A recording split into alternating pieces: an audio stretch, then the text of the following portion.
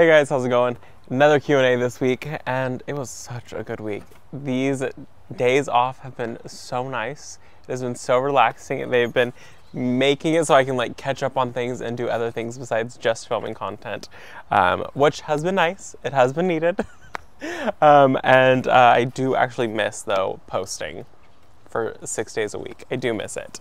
There was actually a moment where I was like, maybe I should post 7 days a week. And then I decided I probably shouldn't post 7 days a week. That's too much. Anyways, this week, the videos that are coming up, they're all going to be pre-filmed because my mother is coming into town. I pick her up on Wednesday and I'm going to be spending a couple days with her. She's going to be staying with us for about a week total, and then she's going to stay with some other family members for another week. And she lives in Texas, and she's going to come visit us, so I'm really excited. So all of these videos are going to be pre-filmed, just to give you guys a heads up, because the weather that you guys are going to see in the videos, they won't actually make sense with our weather that's actually happening. Because right now, the sky is gray. It's black. It's about to rain. We're supposed to get rain, a little rainstorm tomorrow, which is so needed and so appreciated. I will gladly take it. And then we go back up to 100 degrees. And so before my mom gets here and before it gets back up to over 100, I would like to get all the videos filmed. So it's gonna look like it's like rainy weather most of the days for the next week, but I swear it's not. So last week's videos, we did the Q&A, we did plant shopping, the paint reveal on the arbor, and then we did the espalier maintenance and planting some Haconocloa, and then we did planting jasmine in a container and doing a little bit of cleanup. I did the apple espalier. So it was a lot of espalier this week. I didn't realize that. So let's get into it because it looks like we are about to get rained on. So I gotta film this and film it quick. First question from the Q&A was from Dawn, and she had said, "Love your videos. I always crack up throughout the videos. My question to you is not garden related, but who is the cook in your house, you or Brent?" It is me, but because I've been doing so much filming and so much stuff for like YouTube and for Instagram, I have not cooked in way too long. And so we've been doing a lot of takeout and a lot of frozen pizzas, and the things Brent can cook is grilled cheese or quesadillas. So we've been having a lot of those. But recently we actually been trying to like diet-ish, and we've had salad for about 3 weeks straight for dinner every night. We change it up, but I am usually the cook. So when we do like chicken in our salad, I usually try to be the one to cook the chicken. Or if we do like a big meal, I do try to do the cooking on that. Doesn't always happen. Sometimes I'm like, let's just go get a takeaway pizza.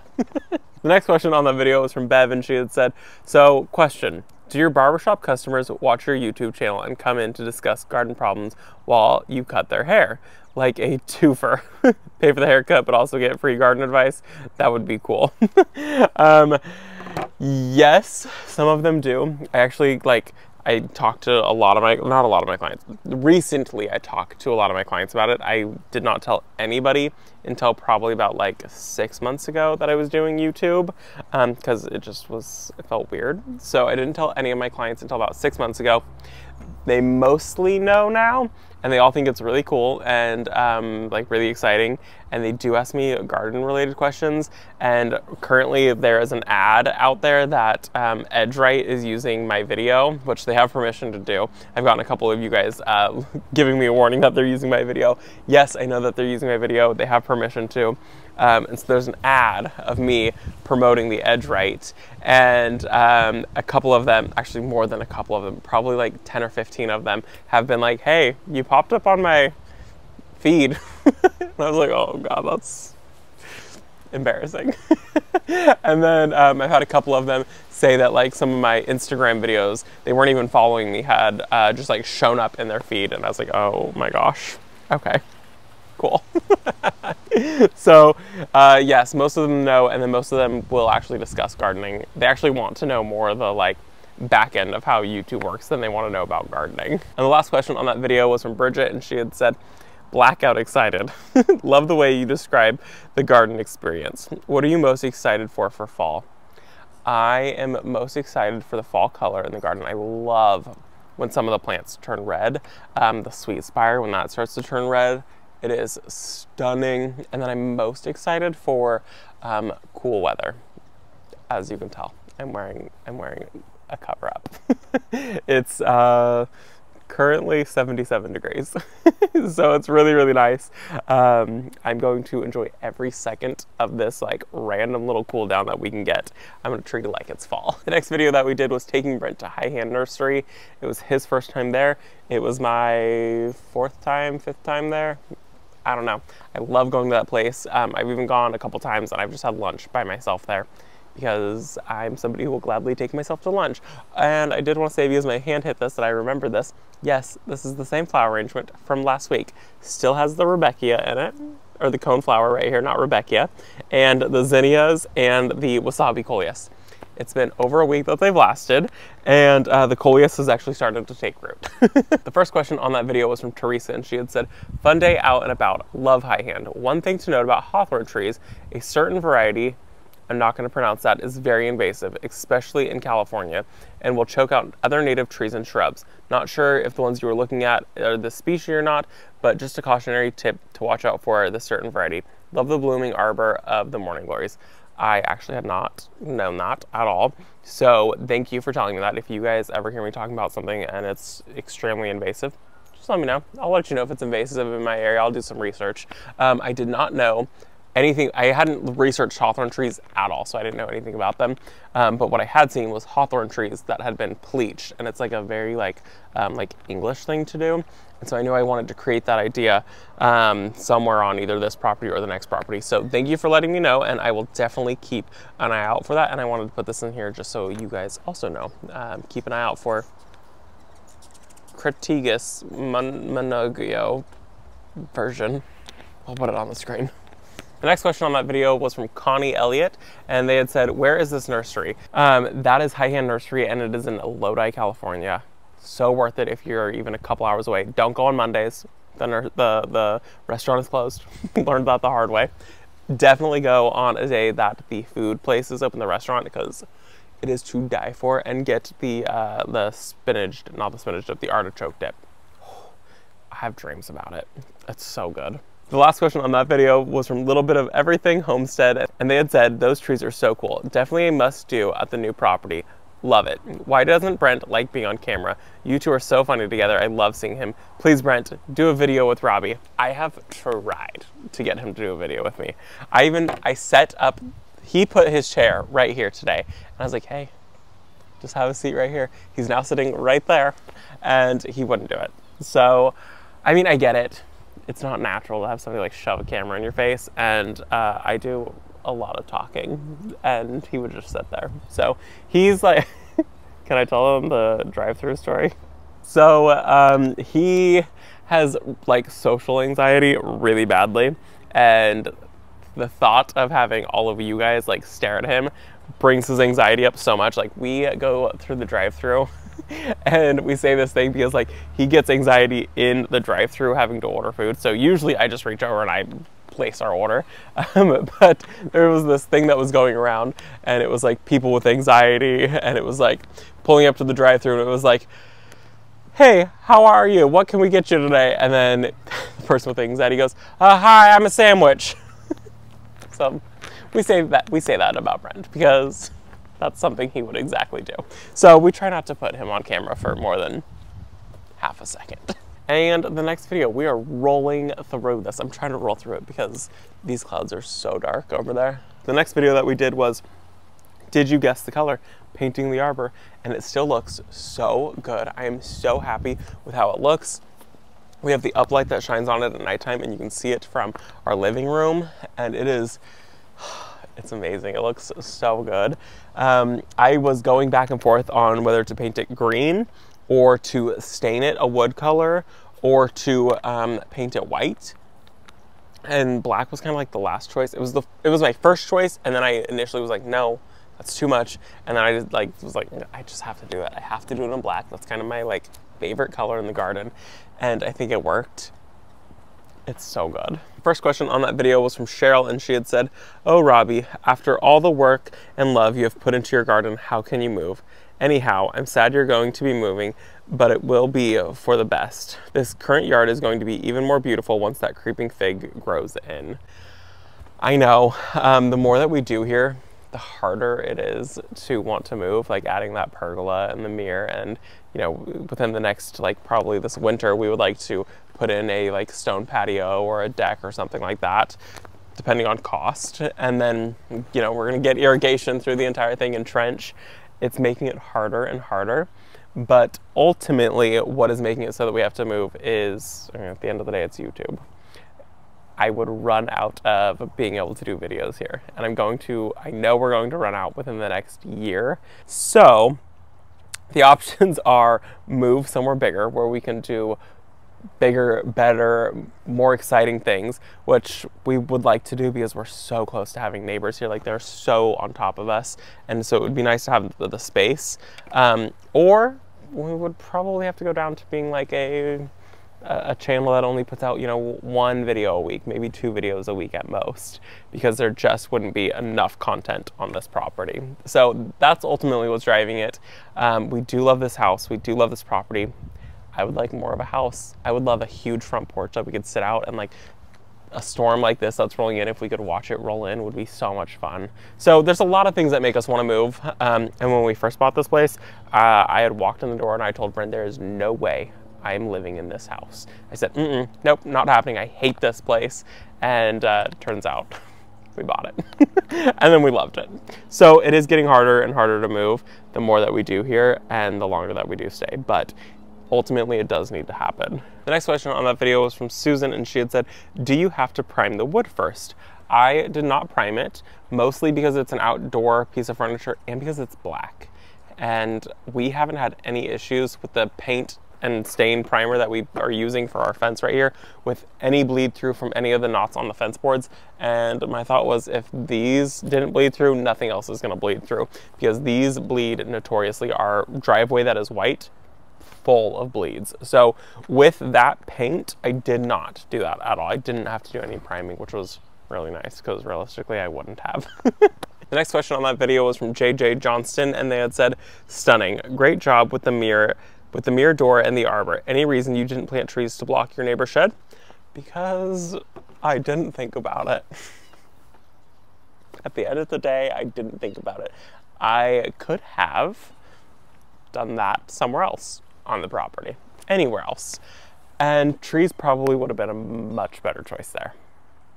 But it's too late, day late, dollar short. At the next house, we will think about where we want trees planted strategically. This one, it's fine. The next question on that video was from, it's either Jane or Janet, and I'm sorry, I don't know which one it is. Is the creeping fig evergreen? The door and pergola give the garden a whole new vibe. Well done. Thank you, Jane, Janet. The creeping fig is an evergreen, but it is higher zones only. So I think I can't remember off the top of my head now. I think it's zones 9 and above. So it is an evergreen. It is gorgeous.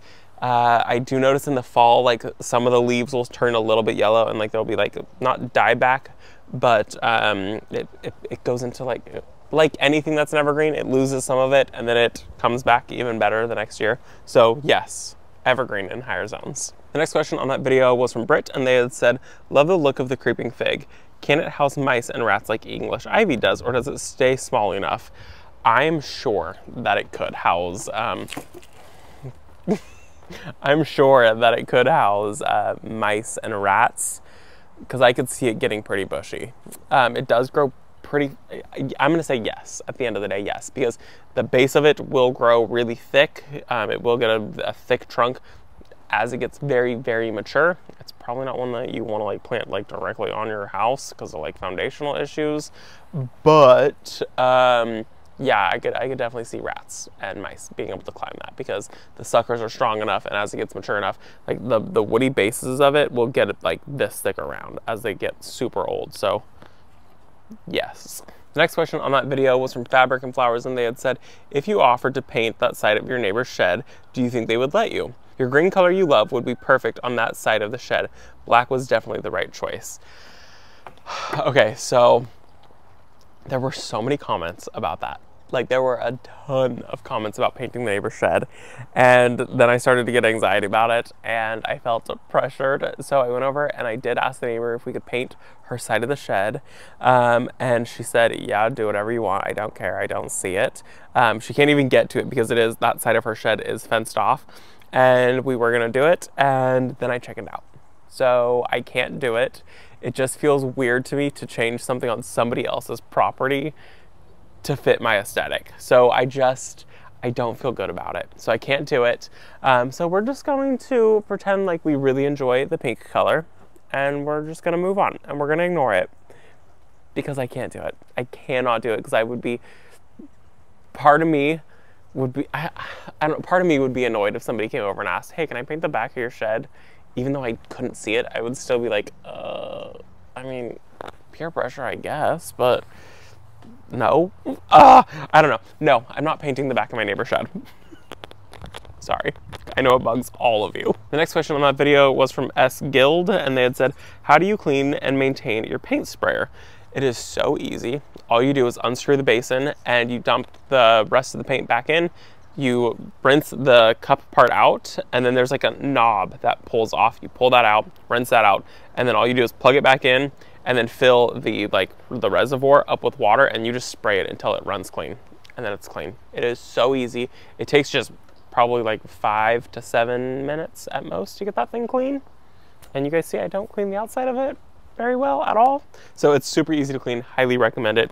That is the Home Right paint sprayer. So the next video that we did was espalier and planting grasses, and it looks great. The grasses over there by the hydrangea, they look fabulous. The hydrangea's tied up, looks great. And the espalier is all organized. It's so much better now. The first question on that video is Sue, and she had said, are there any plants in your garden that when you do move would have to come with you? Anything that's growing in a terracotta pot will be coming with us, definitely. And then, I mean, before we would list the house, we would have to dig things up out of the garden before you take listing photos and put them in terracotta containers. And off the top of my head, I don't think there's anything that I would absolutely have to have.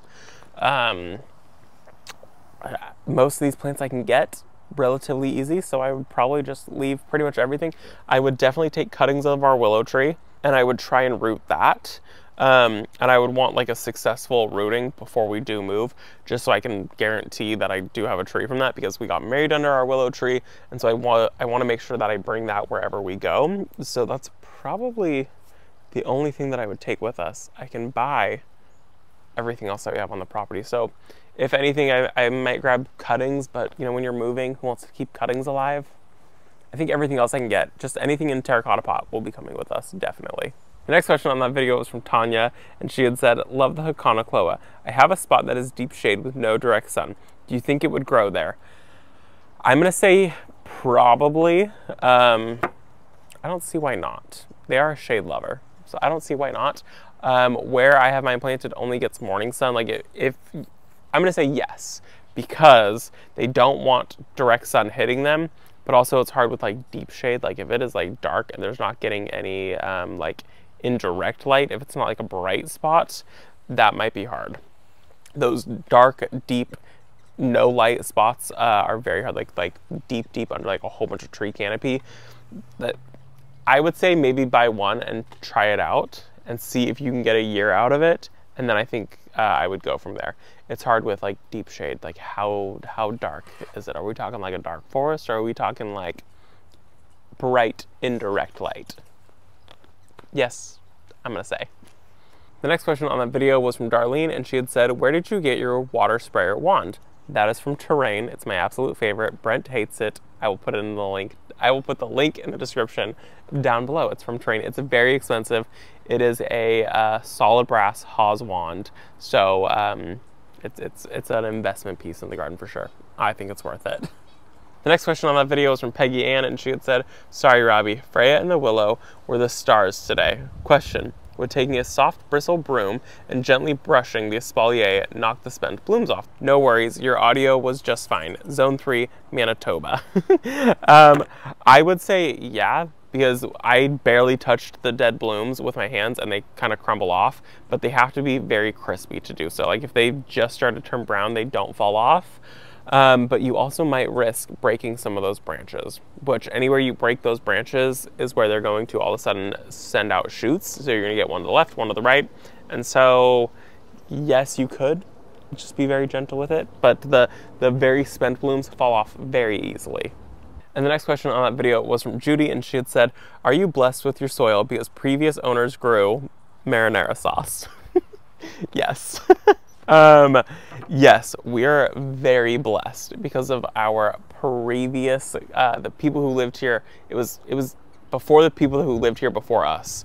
They had a grow here and they grew in ground. And so people that grow, especially in California, take care of their soil, like to the extremes. They really care about like the mycorrhizae and the pH and everything that's going on and the fertilizers. So they really, really care about it. So our soil here is amazing because I think a huge chunk of it is because of that, but also where we're at, our soil has a name to it. It's called the Tehama Vina Loam. And it's because this area that we're living in, like, I don't even know how long ago, a very, very long time ago, it used to be a riverbed. And so the soil here is just full of like all of the old fish poop and full of like matter and bones and everything that you find in a river. And so it's just like the best soil in the entire area. So I think it's a combination of just having a really like good area that we live in with really good soil, and then also the people who lived here before us. And the last question on that video was from a Beer Alley, and they had said, Freya is darling, that wind is blowing pretty strong. Did it bring clouds? Is Janie's jasmine the same as your jasmine variety? Yours looks lush and happy. I think that the wind blew some clouds in because, like I said, it's about to rain. And then our jasmine are different varieties. I can't remember the variety that she has on her espalier in her front, by her front door. And then mine is called Arabian jasmine. So mine's from Monrovia. I think it's a Monrovia exclusive. They bred this one. And then hers is like one that you can just buy from pretty much any company, I think. I can't remember what it is, but they have different leaf structures and different flowers altogether. I think hers is also hardier in more zones. Mine's higher zones only. Like I'm at like the cusp. Like I can barely grow this plant. And the last video that we did was planting a jasmine in a container and cleaning up the apple espalier. It looks so good over there, and I can't wait for it to throw another flush of blooms this year. I'm really hoping that we at least get one more flush of blooms because it's really close to where we sit. And when you get out of the car at this moment, like these plants are young and they get like just a few blooms on them, but it perfumes the air. It's so good. First question on that video was from Tina Roller, and she had said, does your neighbor just not care about the pokeweed? I don't think so. It's behind her back building, so they don't ever go back there, so I just don't think she cares about it. I'm sure she would let me cut it down, but honestly I kind of like how tall it grows and it hides part of their back building, so I just trim what hangs over the fence. The next question on that video was from Keely, and they had said, love your smile. Your shirt made me smile too. Where did you get it? Another great video, thanks. I actually got that at Marshall's. So I think it was like $7 in the men's section, and it's the coolest shirt. Super love it. Even Brent loves it. And it looked like a lot of you guys loved it too. So I would check there in the men's section. And the last question for the week was from Stacy, and she had said, just a question, could you have tressed, I think you mean trellised, the other jasmine that was in the ground to get the stem stronger? Everything looks beautiful. So that was not a jasmine, it's a jessamine. I got super confused the first time that I heard about it also. And I don't know, I could have probably done some pruning on it and done some research about it, but the reason that we planted that plant was because it was marketed as a huge attractant to hummingbirds. It was supposed to be something that like hummingbirds were like just drawn to, and when it bloomed, the blooms were short-lived, and we didn't see a single hummingbird on that entire plant. So once we didn't see the hummingbirds on it, and the orange color wasn't like a good orange color, it was like a very like bright, it was like a traffic cone orange color, and then it flopped. I was like, okay, 3 strikes, you're out of here. I wasn't even gonna try anymore, but I am sure that I could have done a cutback on it and then done some type of like structure to make it so it trained and had even stronger branching and that it like vertically grew, I was just over it. So that is going to be it for this Q&A, you guys. I hope that you enjoyed it. I can't wait for you guys to see this week's videos.